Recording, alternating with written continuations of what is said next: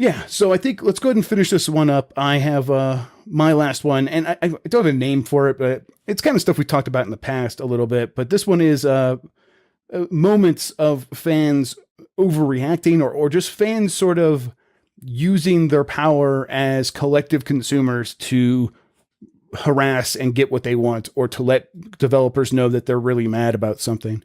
We saw this over and over and over. The examples we have written down here are with Diablo Immortal, Battlefield 5, and most recently the Spider-Man Raimi costume, the Sam Raimi costume that they were going to put in there, and then they did put in there, but there was some doubt, so fans were yelling at the developer to listen to them, and it was a whole thing. When I think about like things that are important to games, like this is the kind of thing that comes to mind, because it just feels like we are at a point where gamers are realizing they can get what they want. And maybe it started with Battlefront 2, and they wielded that power multiple times this year. And it makes me uncomfortable because it just feels like this is the only way gamers will get what they want, or at least that's what they think.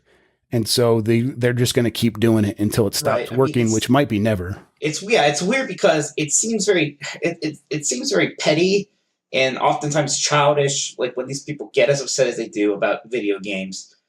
But then it works, and it's like, does that make it okay? I don't know. Yeah, I mean, like, and like you said, like the people that run these companies will come out and say, "Oh, we love the passion, we love the passion," and then they do what the people are saying. So they're, at the very least, they're giving the signals that this is how you get what you want. This is going to work. This is going to work. It is going to have the effect that you want. And if you do that, you are guaranteeing that it's going to continue to happen in the future. And what's worse is they're not even fans who gripe like this. The idea of not buying it doesn't even occur to them. They just buy it and then they complain. And oftentimes they're even pre-ordering this stuff. And they could have much more of an effect. Really, if they really wanted to have power, they just would stop buying the thing that's offending them. But they don't.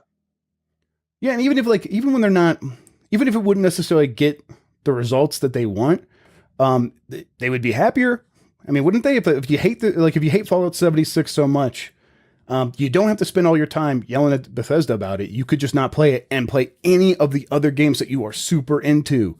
Like, just go do that. Like, that would be so much better for you. But they are very much, I think people are very much intoxicated with the power that they realize that they have now. It's a power that, like we were talking about in last episode about like unions. Like, if developers were to unionize, they would have a similar level of power, but they don't. Gamers don't have to unionize. They just have to make a big enough stink, because there's so many of them, and they can completely take over a news cycle and control the messaging that the publisher can't ignore them. And so they have to do what they want, just because that they have that much power when they work together in the same direction. Right. So I think, do we have a role in this? Should we stop covering these fan backlashes and giving them the attention they're craving? No, I think what we do is we explain to them, what reality really is, right? And we talked in a way celebrating Microsoft's inclusiveness, but to be a fan in a very anti-inclusive way is so counterproductive because of what it leads to. Right. And if you say that all mobile games are trash or they're microtransaction-y and never play them, doesn't recognize that mobile games are half the market now, and they're becoming bigger, and they provide the money for a franchise that doesn't come in just from purely doing a PC and a console game. And they have this fear that that's all they're going to get from now on is the microtransaction-y free-to-play mobile games. When in fact, what can happen is that those games generate a lot of the money or the bulk of the money, and they go back into feeding the core franchise and its future development, or the development of new future franchises. I mean, if we look at our reality today, 500 people are working on Star Citizen and Squadron 42 over at Cloud Imperium, and that company is valued at $500 million. Well, Zynga just today bought a mobile game company that has 47 people in Helsinki for $560 million for 80% of it, right? And that's because it's generating cash like crazy. And that cash comes back and gets fed into the game industry and makes the games more accessible to more people. And what is wrong with that?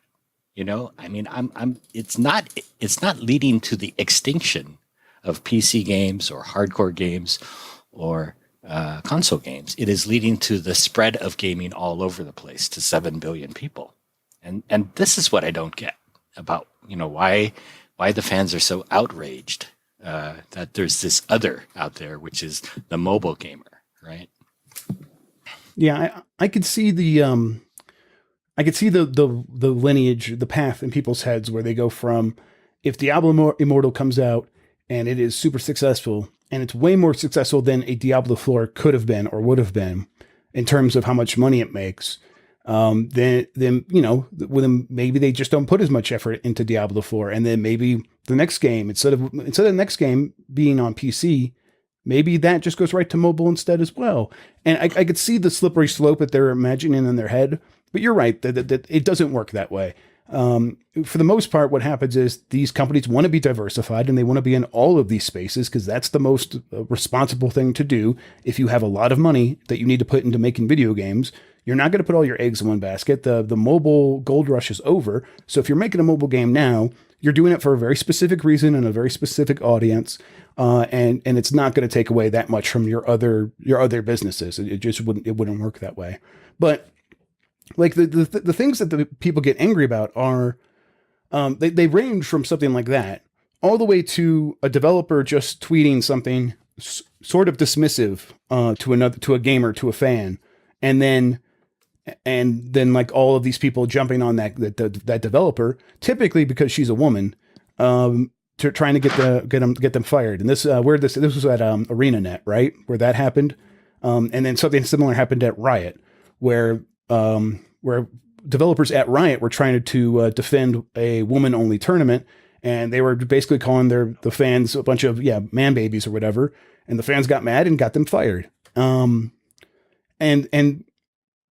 so when we're talking about like listening to the fans and sort of giving them what they want, like it goes down to a really toxic level. And so, and Jason, like you brought up, like what should we be doing about this? And I don't know. I think the answer is speak truth to power, or to comfort the afflicted and afflict the comfortable. And in this situation, the comfortable are the gamers, and the people who are afflicted are the people making the games, the developers themselves, which is a very strange place to be, because I think a lot of people assume that if you're a journalist in this business, your job is either to be a consumer advocate, or maybe just like you're just supposed to be telling us like what games are good. And it's also the audiences way that have been ignored for so long. Like just a few years ago, you couldn't play a female soldier in Call of Duty, right? It's just how much are you going to leave people out of this, right? How much are you going to leave them behind? Right. Yeah. And so then that was the Battlefield thing when that happens. And, EA tried to stand up to it, and DICE was like, no, we're going to stick to our guns on this. And then the game gets kind of ignored anyhow in the end. And for what seems like other reasons. This doesn't seem like it didn't seem like people were like, oh, still upset about that, so we're not going to buy this. They just weren't as excited about it because it didn't have a battle royale mode, which is my read on the situation.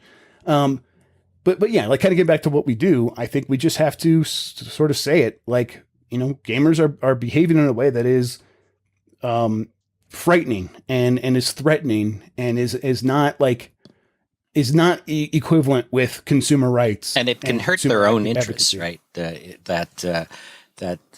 So much of the time here, what they're saying is, I want to close off my part of the game industry and stop the newbies or stop other brand new people from coming into it, and they should go off into their own circles or whatever. And it's this tribalism that leads to companies deciding this market opportunity is too small, And so we're not going to make stuff for it anymore.